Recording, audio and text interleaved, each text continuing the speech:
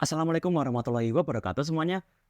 Kenalin, namaku Bintang dan selamat datang di Bintang Archive. Tempat aku nyimpan semua hal yang udah aku tahu dan semoga aja teman-teman bisa dapat manfaatnya dan bisa pakai di kehidupan sehari-hari. Jadi gini teman-teman, pernah nggak sih kalian nemuin suatu sistem produksi yang dia itu adalah mesin konveyor dan di atas konveyor tersebut terdapat benda-benda produksi dari manufaktur tersebut. Ketika dia berjalan, dia tiba-tiba didorong oleh suatu tongkat untuk dimasukkan ke dalam suatu keranjang atau menuju ke jalur lainnya. Nah, si tongkat itu besar kemungkinan adalah sebuah silinder yang dikontrol dengan menggunakan pneumatik. Tapi, apa itu pneumatik? Selamat datang di episode 1 Bintang Archive, pneumatik. Jadi gini, pneumatik secara istilah itu berasal dari Yunani kuno, yaitu pneuma, yang artinya adalah tiupan atau angin, atau juga bisa jiwa. Nah, kalau definisinya itu sendiri adalah salah satu cabang ilmu fisika yang mempelajari fenomena udara yang dimampatkan. Nah, udara yang dimampatkan ini akan menghasilkan gaya sebagai penyebab gerak atau aktuasi pada aktuator. Tapi kenapa kok kita harus menggunakan pneumatik? Beberapa keuntungan yang dimiliki oleh pneumatik adalah pneumatik itu tersedia di mana-mana. Kembali lagi karena dia berbasis udara, dan yang kedua, udaranya itu bisa dialirkan dengan menggunakan pipa hingga jarak yang jauh. Terus yang ketiga, dia itu bisa disimpan di dalam tangki dan nantinya bisa dipindahkan kalau kita perlu. Jadi nanti kompresor atau yang mengumpulkan anginnya itu dia nggak perlu bekerja secara terus-menerus. Lalu dia itu relatif tidak peka terhadap temperatur. Jadi kalau misalnya ada temperatur yang berubah, nah dia itu jarang untuk terjadi gangguan. Lalu juga dia konstruksinya sederhana, sangat cepat, dan kecepatan itu bisa diubah tergantung dengan kebutuhan. Serta dia bisa diberi beban maksimum supaya nanti kalau udah melebihi suatu beban, aktuatornya itu udah nggak bisa jalan lagi. Dan banyak lagi yang nanti akan aku tampilkan di sini. Memang banyak keuntungannya, tapi tentu setiap sistem punya kekurangannya masing-masing. Jadi nggak bisa dipakai oleh semua industri. Nah, kekurangannya adalah udara di pneumatik itu harus disiapkan agar tidak aus dan tidak membuat komponen-komponennya berkarat. Lalu karena dia bisa dikompresi, kecepatan aktuatornya itu nggak bisa konstan. Jadi kalau kita perlu hal yang akurat, kita jelas tidak bisa pakai yang pneumatik. Dan dia tidak akan efisien apabila beban yang digarapnya itu melebihi 45.000 Newton dengan tekanan normalnya itu 6-7 bar.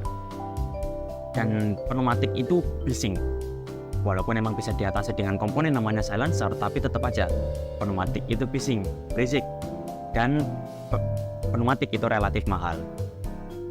Sehingga berdasarkan keuntungan dan kerugiannya itu, pneumatik bisa banget dipakai dalam industri yang memerlukan kecepatan.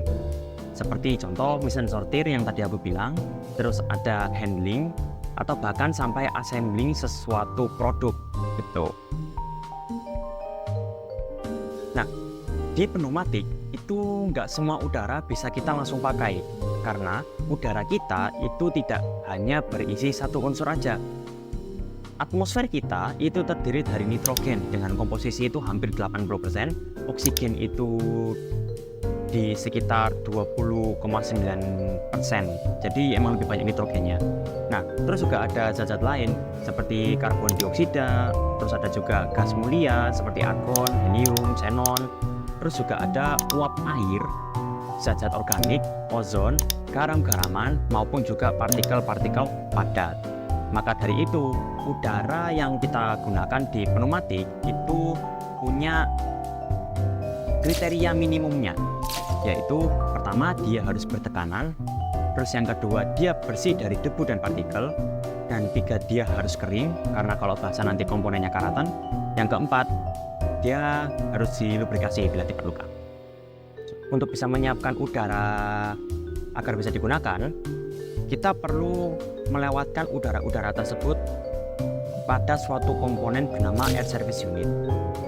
Basically, air service unit adalah sebuah alat penyiap udara yang nanti kita gunakan untuk mengolah udara bertekanan agar sesuai dengan kriteria minimum yang diperlukan.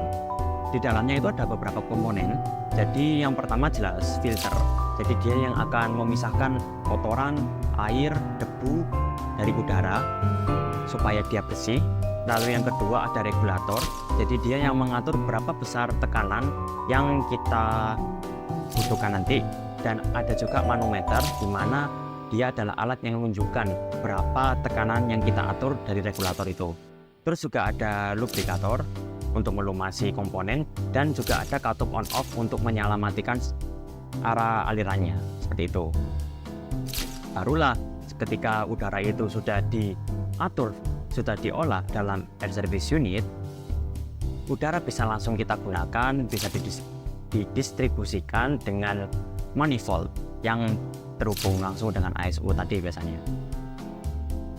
Nah Bintang, setelah kita nyiapkan angin tersebut, gimana cara kita mengontrol untuk si sistem ini bisa berjalan dengan yang kita mau? Nah, hal paling pertama yang harus kita ingat pada saat akan masuk dalam bidang ini, yaitu pneumatik mengontrol penggeraknya menggunakan udara bertekanan. Maka dari itu, yang harus kita kontrol adalah udara yang mengalir di sana, supaya nanti penggeraknya bisa kita kontrol sesuai dengan yang kita mau, dengan suatu komponen yang bernama katup kontrol arah atau directional control valve. Directional control valve adalah sebuah komponen pneumatik yang berisi sebuah ruangan atau lebih dengan lubang yang dapat dialiri udara di dalamnya. Nah, katup ini biasa digunakan untuk mengontrol arah aliran udaranya supaya bisa dimanfaatkan ke dalam suatu sistem kerja yang kita inginkan. Katup itu biasanya direpresentasikan menggunakan simbol-simbol yang sudah ditetapkan dalam sertifikasi internasional ISO nomor 1219. Jadi nanti dengan melihat simbolnya kita bisa mengetahui karakteristik, sifat, ciri-ciri dari katup tersebut. Nah, di sini ada sebuah gambar kotak. Nah, kotak ini nanti akan menunjukkan sebuah ruang. Apabila kotaknya lebih dari satu, berarti ada dua atau lebih kemungkinan komposisian kotaknya. Jadi contoh, apabila ada dua kotak, maka kemungkinannya ada dua, di arah yang kanan atau di arah yang kiri. Ruangan kanan atau ruangan kiri, atau posisi satu atau posisi dua. Hal yang sama juga berlaku untuk katup yang punya 3 ruangan. Lalu ada juga sebuah garis dengan panah di dalam kotak tersebut. Nah, itu menunjukkan arah alirannya mau ke mana. Dan apabila di sana terdapat garis dengan bentuk T, itu artinya aliran udara tidak bisa melalui sana, ibaratnya disumpel. Dan lalu yang terakhir, apabila di luar kotak tersebut terdapat garis-garis, nah besar kemungkinan itu adalah saluran yang menghubungkan antara katup dengan selang yang nanti akan mengantarkan dia ke suatu tempat gitu. Jadi dia bisa menunjukkan mana lubang yang masukkan, mana yang nanti dia bakal keluaran, atau mana yang nanti digunakan untuk pembuangan dia gitu. Nah, setiap jalurnya itu punya nomenklatur atau penomorannya sendiri, dan ini ditetapkan dalam DIN ISO nomor 5599, dimana kalau DIN ISO itu dia pakai sistem penomoran. Kalau zaman dulu pakainya sistem huruf. Nah, huruf P atau lubang 1 itu biasa digunakan untuk lubang tekanan atau masukan. Lalu kalau lubangnya itu memiliki nama B, A, atau 2, atau 4, maka dia adalah lubang keluaran yang nanti diarahkan. Tuh. Lalu yang ketiga, apabila ada lubang yang ketiga atau R, dia akan menjadi lubang pembuangan untuk di suatu katup. Terus juga dia bisa memiliki nomor 5 juga kadang-kadang. 5 juga termasuk lubang pembuangan. Lalu ada juga nomor 12 atau Z, 12 atau Y, 14 atau Z.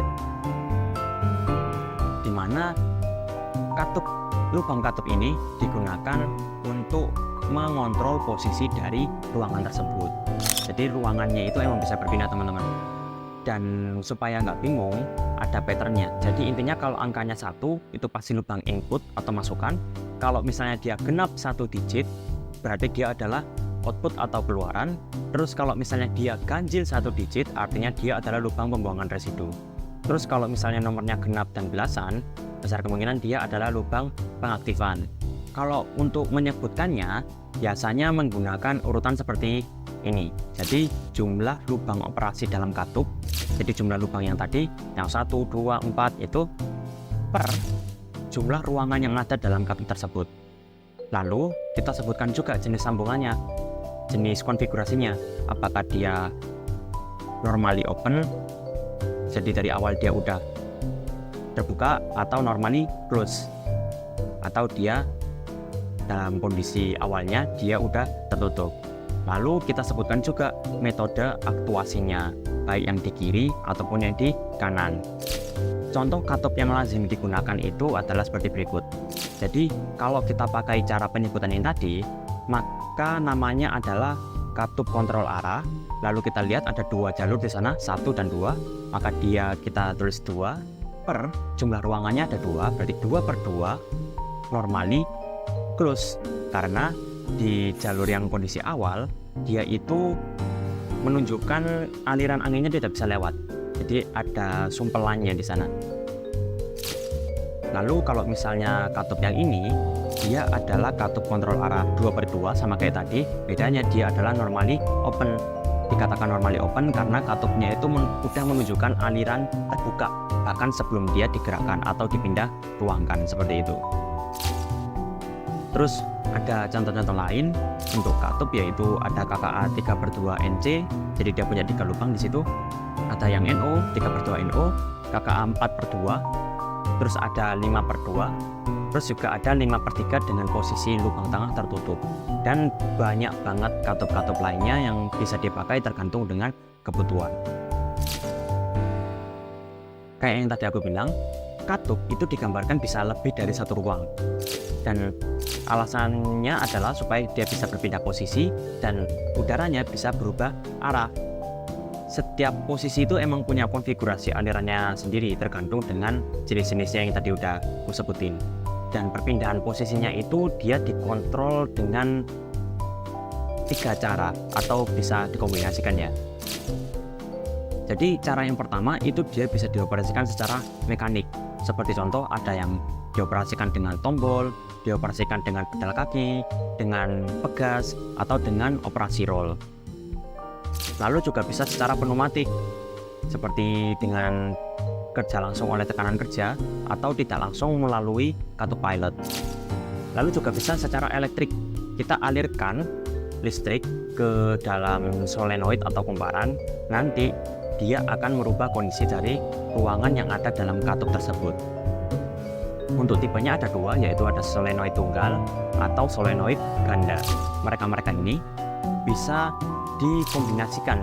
Jadi suatu katup itu bisa saja memiliki lebih dari 1 jenis pengaktifasi. Contohnya dalam katup ini, dia punya simbol solenoid, dia juga punya simbol kontrol tidak langsung, dan dia juga punya simbol tombol. Maka dari itu, kalau kita kembali lagi ke cara penamaannya, maka katup ini akan dinamai sebagai katup kontrol arah atau disingkat KKA 5 per 2 solenoid ganda, karena dia ada di 2 sisi dengan kerja pilot dan operasi manual tombol pada kedua sisinya.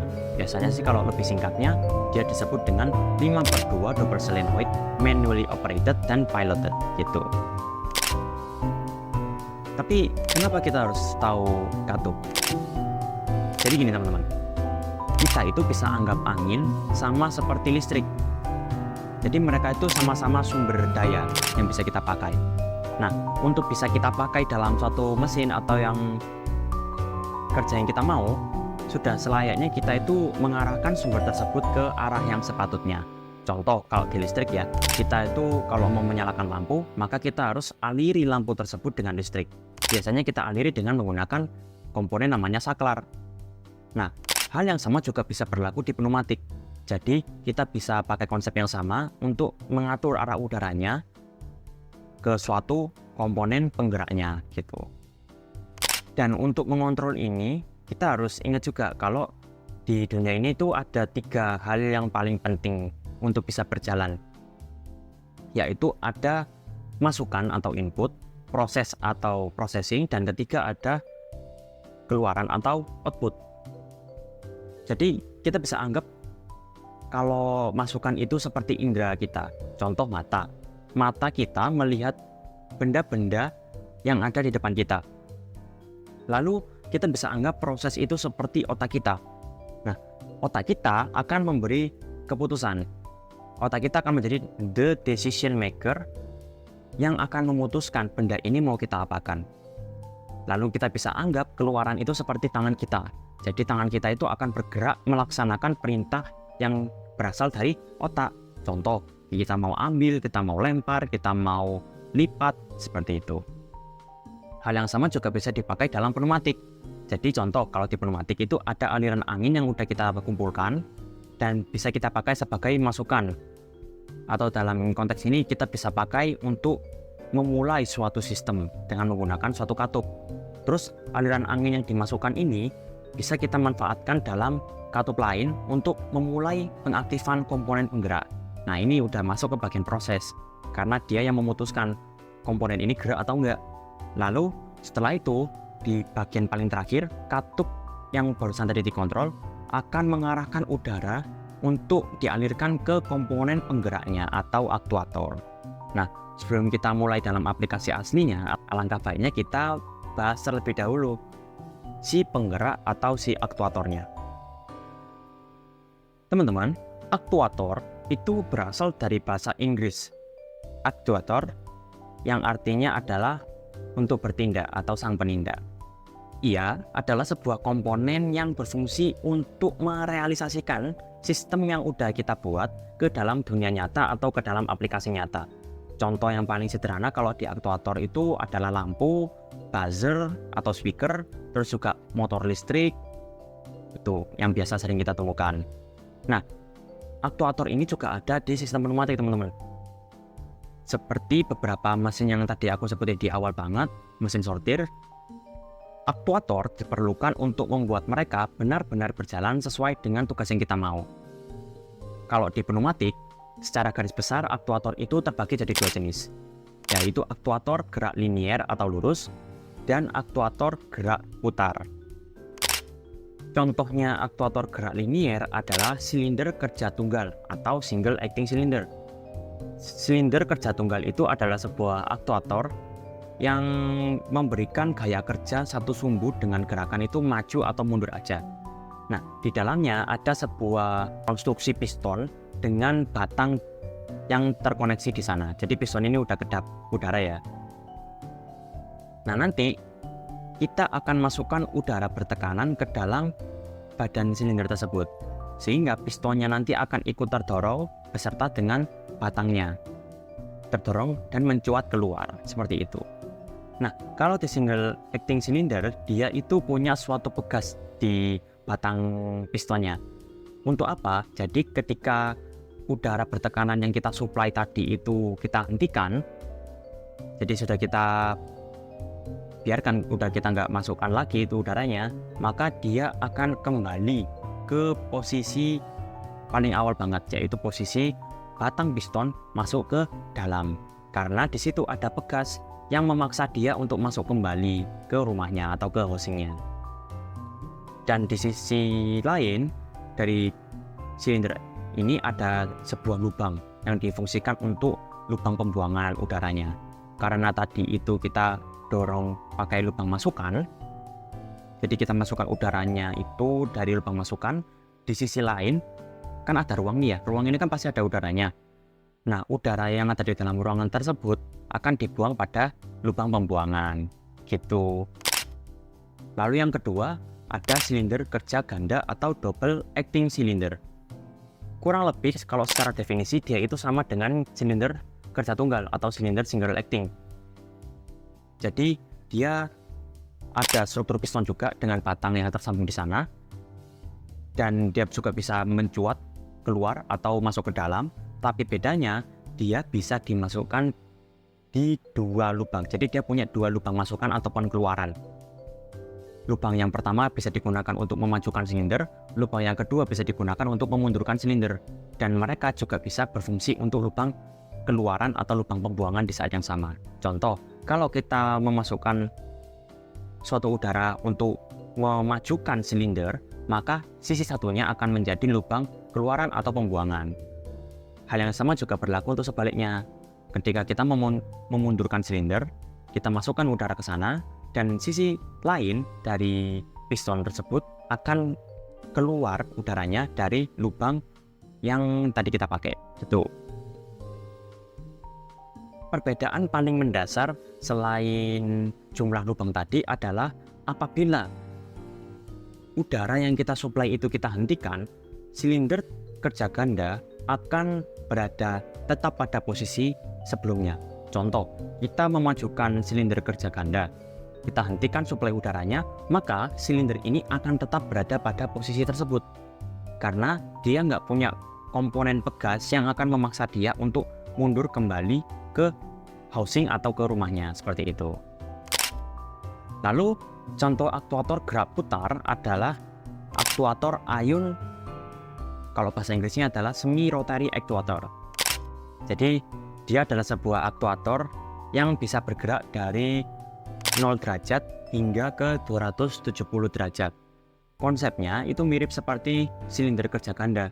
Jadi aktuator ini juga punya dua lubang masukan sekaligus keluaran nantinya, dan dia nanti akan menggerakkan sebuah baling-baling. Jadi udaranya nanti akan menggerakkan sebuah bilah atau baling-baling yang terhubung langsung dengan poros. Nah, poros ini nanti yang akan kita sambungkan kepada contoh lengan atau kipas seperti itu. Nah, jadi energi yang kita punya dari udara bertekanan itu bisa kita konversi menjadi energi kinetik putar dengan menggunakan semi rotary actuator.